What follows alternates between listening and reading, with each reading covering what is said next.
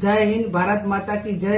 જય જવાનના નારા સાથે ગઈ રાતે ભારતીય સેનાએ પાકિસ્તાનના જે આતંકવાદીઓના જે બંકરો હતા એ મિસાઇલથી ઉડાડ્યા અને ભારતીયો સમગ્ર દેશની એક માગણી હતી કે પાકિસ્તાન અને આતંકવાદીઓને કંઈક પાઠ ભણાવે.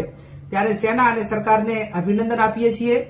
પૂરો દેશ, વિપક્ષ હોય, આમ ભારતીય હોય, સરકાર અને સેનાની સાથે છે. ત્યારે ભારતના કોઈ પણ નાગરિકની સુરક્ષા એ કરવા માટેની જવાબદારી એ સેનાની હોય છે અને સેના એ રીતે જવાબદારી સંભાળી રહી છે. ત્યારે રાજ્ય સરકારના બજેટ હોય કે કેન્દ્ર સરકારના બજેટ હોય, એ ડિફેન્સ માટે કરોડો અબજોના બજેટ એ દેશની સંપત્તિ અને દેશના નાગરિકોની સુરક્ષા માટે કરીને ફાળવણી કરવામાં આવે છે.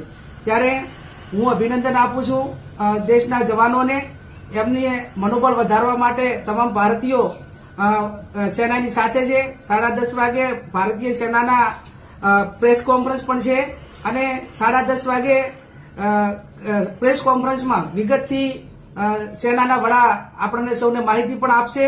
12 વાગે જિલ્લા કલેક્ટરે ઇન્ટરનેશનલ બોર્ડર જિલ્લો હોવાથી જિલ્લાના કલેક્ટરે પણ મીટિંગ બોલાવી છે. ત્યારે આપણે સૌ ભારતીય એક થઈને આજે દેશ જ્યારે માગણી કરી રહ્યો હતો અને દેશના કોઈ પણ એક નાગરિકની સુરક્ષા માટે કરીને જ્યારે આપણે એક નૈતિક જવાબદારી સ્વીકારી છે અને વર્ષો પહેલા પણ કાયમી પાકિસ્તાને જ્યારે ભારતને અવળચંડાઈ કરીને એના નાગરિકો હોય કે એની આર્મી હોય એને નુકસાન કરવા માટેના પ્રયત્નો કર્યા, ત્યારે ભારતીય સેના હોય કે ભારત દેશના લોકો હોય કે ભારતનું પ્રશાસન હોય, સરકાર હોય, એ ક્યારેય ચૂપ રહી નથી.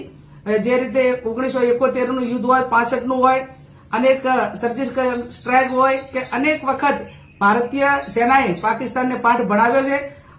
ફરી એ સેનાએ જે ઓપરેશન કર્યું એમને અભિનંદન આપીએ છીએ અને હજુ પણ ક્યાંય જરૂર પડે તો ભારતીય સેના પૂરેપૂરો એનો પાવર વાપરીને પાકિસ્તાનને નેસ્ત નાબૂદ કરી નાખીને એક દેશ, સમગ્ર દેશને સંદેશો આપે કે ભારત એ સ્વનિર્ભર છે અને પોતાની તાકાત ઉપર દેશના જવાનો હોય કે દેશના લોકોની સુરક્ષા કરવામાં સક્ષમ છે.